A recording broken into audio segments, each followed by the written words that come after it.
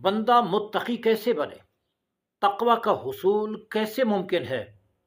جب دل میں معرفت الہی موجزن ہو، جب دل محبت الہی سے آباد ہو، جب رب کی پہچان حاصل ہو تو پھر بندے کو تقوی کا نور حاصل ہوتا ہے۔